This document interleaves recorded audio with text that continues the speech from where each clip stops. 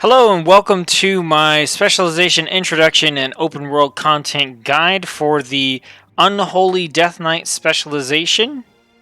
If you haven't watched the video primer for this series, you should go do that right now. There's a link in the description below. Watching that will get you up to speed on everything that we're doing. That one video applies to all 36 specialization videos. You only need to watch it one time. Saves a lot of time when making these videos and when watching them. So make sure you go and do that now. Otherwise, you may be slightly confused about what's going on as you continue on in this video. So go do that now.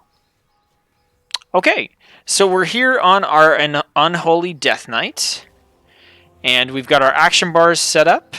If we go into our talents, these are the ones you can select to fill the requirements in the primer video. And now that we have those picked out, we're going to go into our spell book and start sorting out our spells. Now, I'm not going to go in depth into each one of these spells, but I'm going to give you a quick overview of what it does, and that should help you understand why it's going into the section it's going into. So we start with Anti-Magic Shell. That is damage reduction. That goes into our defensive cooldown area. We have Apocalypse. This is a offensive cooldown ability that is going to deal damage, burst some of our wounds, which is something we'll get into later, and it also will summon a bunch of undead ghouls and things to fight for you. So that goes in our offensive cooldowns. We have Army of the Dead, which just summons a whole crap load of ghouls to fight for us and is an offensive cooldown as well. We have Chains of Ice. That is a slowing ability. It goes in our crowd control or CC. We have Control Undead. That lets us control an undead creature. Sometimes you might not be able to use this because you're in an area that doesn't have any undead, or even if you do use this, you're going to want to set it up before you get into combat. So we're going to put this over here in our miscellaneous abilities area. Dark Command is the Death Knight taunt that does have some application in combat. You can use it to pull a melee enemy over to you if you need to. But we're probably not going to use it very often in open world content, so we're going to put it in our combat utility area, but over here on the right side. With the rest of the stuff, we're kind of just, we want to know it's there, but we're probably not going to use it very often. Dark Transformation is an offensive cooldown. It takes our ghoul that we use and transforms it into a more powerful version, so that goes in our offensive cooldowns. Death and Decay is a combat utility ability. It puts a little AoE area on the ground, and then that will deal some damage over time to enemies that are there. Death Coil is part of our core rotation. Death Gate teleports us back to Ebb and Hold, which is our Death Knight home base. We'll be using that outside of combat, so we're putting that in our miscellaneous section. Death Grip is a combat utility ability. It pulls an enemy to us, so that goes in our combat utility section. Death Strike, that is part of our core rotation. Death's Advance has a longer cooldown, but it is a movement ability that will speed us up. I always place those into combat utility because you want to be using those movement abilities as often as possible to get from place to place faster. Festering Strike is part of our core rotation. Icebound Fortitude is a damage reduction and stun immunity ability, so we'll put that in our defensive cooldowns. Mind Freeze is an interrupt. That goes in our crowd control section. Outbreak is part of our core rotation. Path of Frost allows us to run or walk on water, whether we're mounted or not, but it is removed if you take combat damage, so you're usually going to be using this outside of combat to travel somewhere, so we'll put that with our miscellaneous abilities over here. Raise Ally is an ability that has some situational use. It allows you to resurrect a friendly target while you're in combat. Probably not going to use that a lot out in the open world, but you may, so we'll put it here with our combat utility over on the right side just to remember that it's there. Raise Dead, we're going to put this into our combat utility area because we're going to be using it frequently if our ghoul happens to die, but generally we should have a ghoul with us at all times. So we'll put it over here to make sure we remember, hey, we should have one of these ghouls here. But you probably won't be hitting that button too often. Next we have Rune Forging. That is something we do at Ebb and Hold in front of a Rune Forge. It lets us put enchantments onto our weapons so we can get some passive bonuses for that. So that's going to go over in our miscellaneous section. We have Scourge Strike. That is part of our core rotation. And that's it. That is all of the active spells that we have for the Unholy Death Knight. Now, let's talk about the resources available to the Unholy Death Knight. So the Unholy Death Knight has 2 resources. First, they have Unholy Runes. You have 6 of these, and you start combat with all 6 of them. Your second resource is called Runic Power. You have 0 at the start of combat, and you max out at 100. So generally what you're going to do is you're going to start combat by spending your Unholy Runes. That's going to help you build up Runic Power. Then you're going to spend that Runic Power to do even more damage through other abilities. And while you're doing that, your runes will automatically be regenerating. So that's how that's going to work. Now, let's go ahead and jump in and see what the core rotation for the Unholy Death Knight looks like. So you're going to open up combat with Outbreak. Outbreak is an ability, it costs 1 rune. It deals a little bit of shadow damage to your target and surrounds them in an aura that will infect other enemies as well. What does it infect them with? Well, when you use Outbreak, you put a virulent plague. I think I'm saying that right. You put the V plague, that's what I'm going to say from now on. You put the V plague on them, and that is a damage over time debuff that lasts for 21 seconds. Deals damage over time, and at the end it will erupt and deal additional damage, and that damage will be divided among all the enemies around that target. It also has a chance to erupt each time that it deals damage. So there's a lot going on there, but basically you're going to open up with your Outbreak, and that's going to put some nice damage over time debuffs on both your target and targets around that target, and then they'll do some, nice damage from there on out. After that, you're going to want to cast Festering Strike. This is an ability that costs 2 runes, and it deals damage to a single target and puts 2 to 3 Festering Wounds on the target. Festering Wounds are a debuff. They don't do damage over time, but you can burst these Festering Wounds, and when you do that, they erupt and deal shadow damage to your target and give you Runic Power. So, you open up with Outbreak, you get that nice damage over time. You cast Festering Strike, and you put these nasty wounds onto your target. Then, you use Scourge Strike, which costs 1 rune, to burst those wounds. So, Scourge Strike will deal damage and cause a wound to burst. And remember, the wounds bursting also costs damage and generates Runic Power for you.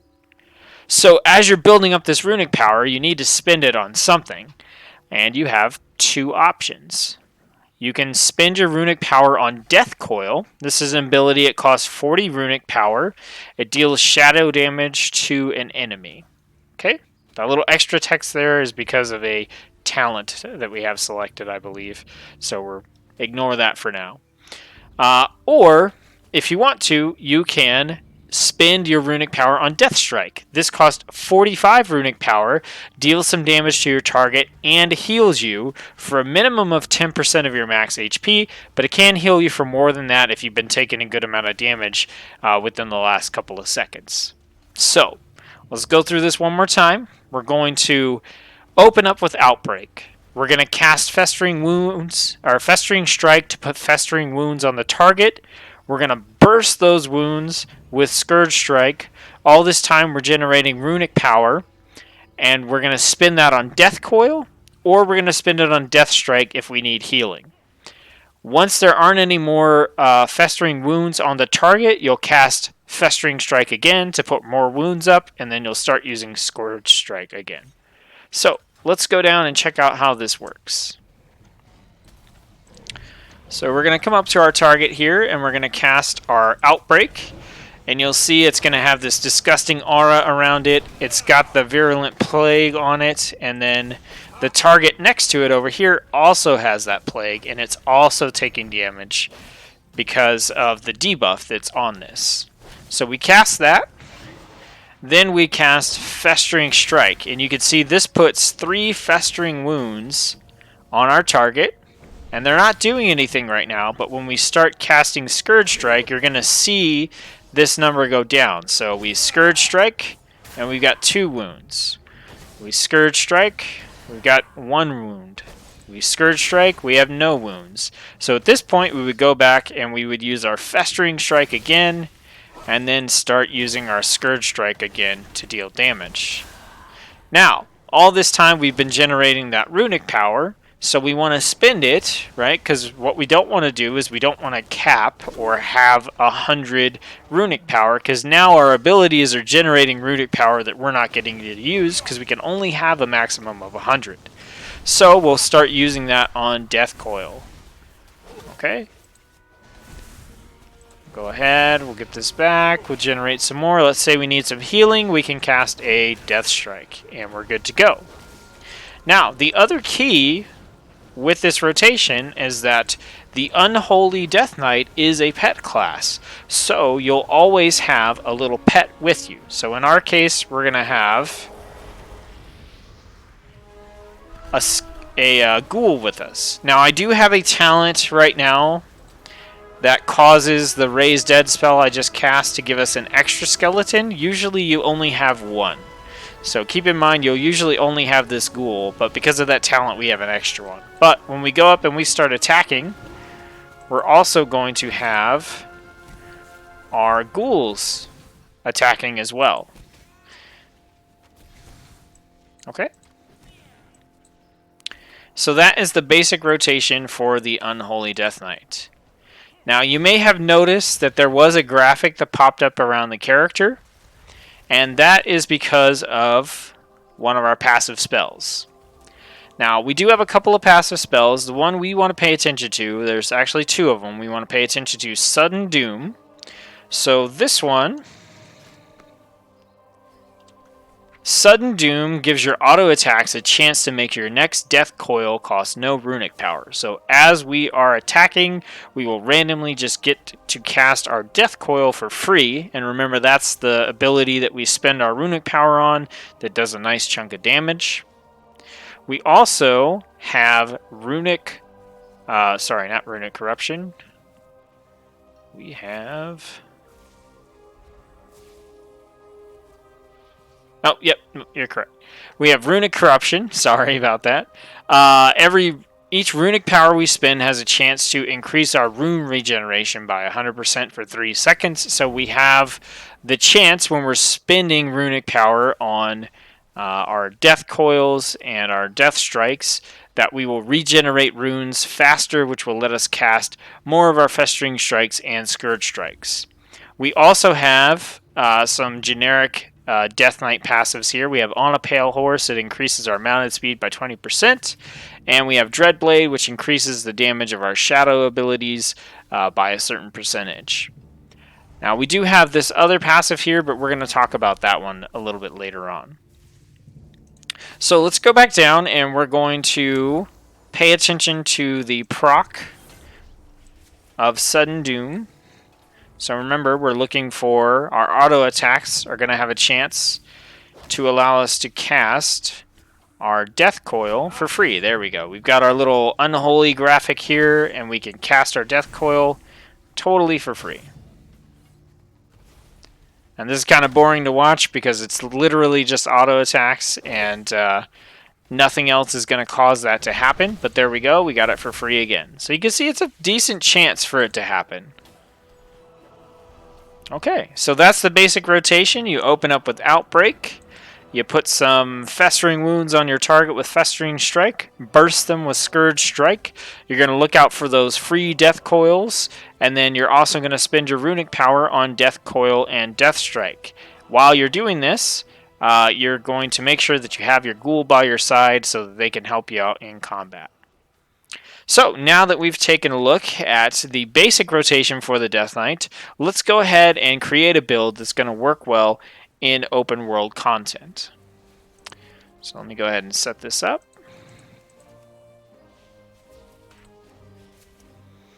Okay. So this is the build that I recommend that you use in outdoor content. It's definitely not the only one you can use, but it is the one I recommend, the one that I enjoy, and it's the one we're going to look at today. So there are a few keys, and you can see that now that we don't have all will serve, we only have our one ghoul instead of our two guys. There are a few key talents that kind of help this build and synergize well together. So first off, we have Ebon Fever. This causes our V-Plague to deal 15% more damage over time in half the duration. So what this does is it makes, when we cast Outbreak, our Plague, that damage over time debuff, will deal a significantly larger portion of damage to the target in a shorter amount of time. Then we have Epidemic. Epidemic is an ability we can cast for 30 runic power, so it's something that we are going to be able to put on here in addition to our Death Coil. So we have another option for spending runic power. It causes each of those plagues to flare up, dealing shadow damage to the enemy and dealing AoE damage to other enemies near that enemy. So this gives us the option, if we're fighting more than one enemy, to cast this instead of Death Coil, so we can keep doing a good amount of AoE damage. That said, we also have Harbinger of Doom. This causes our Sudden Doom passive to trigger 15% more often, and now it can accumulate up to 2 charges. So now you're going to see Sudden Doom will occur more often. We can store 2 charges, and we can burst someone down with 2 free Death Coils. And because we're going to be getting more free Death Coils, we're going to want to have something to spend our runic power on, and that's where having Epidemic comes into play. Now, these two together are going to affect our talent here, Army of the Damned. Now, Army of the Damned, we touched on this a little bit. It's a 1.5 minute cooldown ability. It deals shadow damage and bursts up to 4 festering wounds on the target. And it summons a ghoul for 15 seconds for each wound that you burst. So if you would get at least 4 wounds on your target, you hit Apocalypse, and then that is going to cause 4 ghouls to be summoned in addition to the damage that it's going to deal. Also, Army of the Dead, another one we haven't talked about. This is an 8-minute cooldown. It costs 3 runes. It's a huge cooldown for dealing with really tough targets. It summons a legion of ghouls who swarm your enemies, and they fight for you for 30 seconds. So pretty long time, but that's a huge, long cooldown. So what's the point of talking about these abilities? Well, Army of the Damned will cause our Death Coil, which we're going to get for free more often, and our Epidemic, which we're now going to be able to cast more often because we're getting free Death Coils and we have the runic power to spend, to reduce the cooldown of Apocalypse by 1 second. So instead of 1.5 minutes, we'll get that reduced maybe down to like a minute or something like that. And the cooldown of Army of the Dead by 5 seconds. So we can also cast both those abilities more often, use them more often on different groups of enemies, and this makes them a lot more viable for open world content, where usually you're going to be killing your enemies within a couple of seconds, so using a big cooldown like that doesn't make a lot of sense unless you're fighting an elite or a rare mob. And with this particular talent, hopefully we can get it to where we can use both those abilities on just about every rare mob that we find, instead of having to wait or just fight them without that cooldown. In addition to that, we do have a couple of other utility style talents. We have Death's Reach. This increases the range of Death Grip, which is our ability that pulls enemies to us, by 10 yards, making it a 40-yard ability, which is quite big. And if we kill an enemy that gives us experience or honor, it resets the cooldown on Death Grip. Now, Death Grip doesn't cost anything, it just has a cooldown. So what we can do is we can cast Death Grip and pull an enemy in, nuke it down and kill it, turn, pull another enemy, nuke that one down, kill it, turn, and just repeat this process over and over again. And this allows us to effectively stand in one spot and kind of kill everything around us. And that's really good on a Death Knight because you don't have a lot of mobility, you don't have a lot of speed boosts and things like that. So this will help you to be a lot more efficient in your questing and your farming. Now, that said, we are going to pick up Wraith Walk on the 75 talent tier here, and this will give us a little bit of extra mobility. This is a 1 minute cooldown. It increases our movement speed by 70% for 4 seconds, and while active, our movement speed can't be reduced below 170% movement speed. So this is a short 4-second movement speed burst on a 1 minute cooldown. It doesn't seem that great, but for a Death Knight, it really is, because you have almost no ways to increase your movement speed at all, other than your Death's Advance, which is on a 45-second cooldown and only gives you 30% increased movement speed for 8 seconds, or you're, on a Pale Horse passive where you're mounted anyway, and that's not really the kind of movement we're worried about, right? So Wraith Walk is going to give us a little more flexibility. It's going to, help speed us along. And then finally we have Infected Claws. Our Ghoul's Claw attack, which you can see right here, costs 40 energy. It's basically the attack that the Ghoul will spam all the time. Has a chance to cause a festering wound on your target. So what this does is it means we can cast Festering Strike less often while still getting wounds on the target, so we can use more Scourge Strikes. Okay. Now, let's go down and check out how this rotation is going to work. So really not a whole lot has changed here. Right? A lot of this is just kind of helping us deal more damage with the abilities we're already using.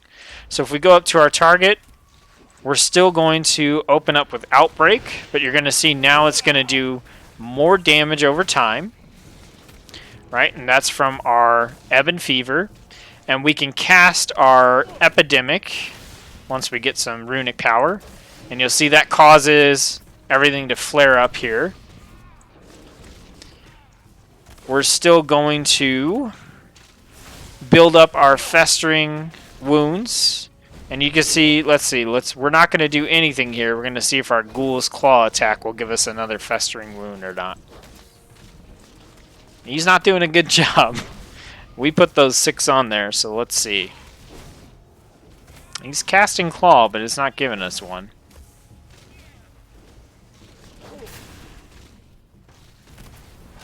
Alright, let's go ahead and spin some and give him the chance to give us one. Okay, we got one. That one was from the Ghoul. Okay, so that is from the Infected Claws. You're going to see that we're going to have Death Coil here. We've got 2 stacks of that for free. So we're going to have an increased chance to get that from our talents. So we just do the same thing we did before, right? Outbreak. We're going to get some wounds onto our target. We got a free Death Coil, so we'll cast that. We'll start bursting wounds with Scourge Strike. We got another free Death Coil. We're capped at our runic power here, so let's start spending this on some epidemics. Cast Outbreak again. You see our Ghoul is stacking up the festering wounds, so we can just start going back to spamming our Scourge Strike. Cast our free Death Coils. And you can see how this racks up to like a lot of damage pretty quickly. Now, a couple other abilities we have, right? So if we look at our Ghoul, we do have our Dark Transformation. This is on a 1 minute cooldown, so it's kind of short. We'll probably want to use it, and this will transform our Ghoul into a big monstrosity, and he will start doing significantly more damage. We also have our Death and Decay that we can put out, and this will deal damage over time to our enemies, and also while we're in it, when we cast our Scourge Strike, you'll see it'll hit both targets. So it gives us a little more AoE flexibility there. Alright, so that is the build. That's how it's going to work. Before we take it out and show it off in a demonstration, we're going to quickly touch on the PvP talents that I recommend you take if your intent is to toggle on War Mode and mainly participate in PvE. So first off, I recommend Relentless. This turns your Honorable Medallion into a totally passive ability that will reduce the duration of any crowd control effects on you by 20%. So this is a nice set it and forget it sort of talent. We have Wandering Plague. So Outbreak also infects the target with Wandering Plague, causing 2,000 shadow damage over 8 seconds. When Wandering Plague's duration ends or it is dispelled, it jumps to a nearby enemy within 30 yards, afflicted by one of your diseases. This lasts for 3 jumps, and you can only have 1 Wandering Plague active at any time. So you're going to open with Outbreak, so this is just going to increase the damage you're dealing with that ability even more. We have Pandemic. When you use Outbreak, right, which we're opening with, all enemies within 25 yards afflicted by your disease take 205 shadow damage, and the duration of your diseases on them are refreshed. So this makes it kind of just automatic as far as you'll be able to cast Outbreak, and every time you recast it, it'll re-up everything that you have applied to any of the enemies around you. And then finally, we have Decomposing Aura. This one, all enemies within 10 yards slowly decay, losing up to 3% of their max health every 2 seconds. Stacks up to 5 times, lasts for 6 seconds. So, in this case, you can have this aura around you that is dealing 15% of an enemy's maximum health every 2 seconds just by being there. So, this just gives you another AoE effect that you can utilize to take down groups of enemies. Alright, so those are the PvP talents I recommend. The next thing to do is take this build out into the open world and see how it works. So I'm going to cut to that, and I'll see you there. Alright, so we're here in Suramar City, and we're going to be just flying down and trying to take on a couple of different opponents here. So we're going to drop down, we're going to hop off of our mount and make sure that our ghoul is with us. And then, so we're going to go over, we're going to grab this guy, we can use Death Grip to pull him in. Then we're going to hit our Outbreak. We're going to put our Festering Wounds on, and then we will start Scourge striking him down until he's dead. Now, as you can see, that guy died really fast, so we didn't get to do that. But we do have time to talk about this shiny ability here. So all Death Knights have a passive ability called Dark Sucker. When you kill an enemy that yields experience or honor, your next death strike within 20 seconds is free and will heal for an additional 10% health. So, as we're fighting, we're able to always use that death strike for free at the start of combat. And we don't even have our pet going here yet. Alright, so let's put our pet on. And we'll pull him in, we'll use our free death strike, and he's dead.